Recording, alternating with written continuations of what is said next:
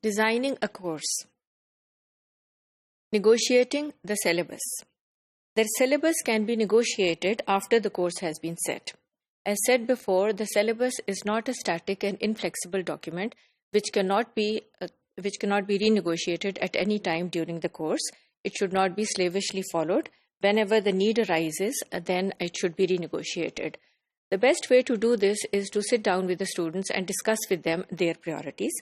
The advantages of such an approach is that the students feel very motivated because they feel that they have got a part to play in the course design.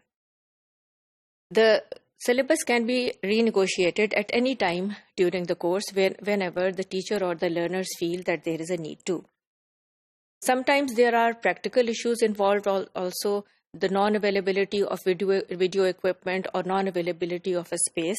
So these things should also be kept into mind while renegotiating the syllabus. Then the teacher's expertise and experience would also sometimes call for renegotiation of the objectives which have been written down in the syllabus. Now, the teacher's role in the discussions is to guide the discussion so that they can achieve the appropriate results and in order to meet the sponsor's aims. 3 activities need to be focused on: what the learners want in the renegotiation of the syllabus, then negotiating the priorities, what they want to be taught first and what they want to be taught, say, next week. Then refining the objectives. The objectives have been written, but now the students want that they should be redefined. Usually the syllabus is negotiated with the students and the organization in which the course is being conducted. By discussing these issues with them, decisions can be taken regarding the main priorities, regarding the activities which would become part of the syllabus. Negotiations in courses of longer time period, especially in these courses which are longer than 4 months, the priorities change and the objectives change, and then the syllabus has to be negotiated. Then objectives change as after the start of the course. The teacher might feel that now the objectives have to be changed. And the teacher comes to know after the start of the course what are the needs of the learners.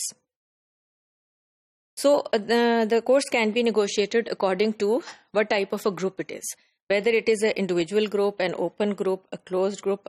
So for individual groups, it would be easy to renegotiate the syllabus because you have to take into account only the interest of the individual for whom the course is being conducted.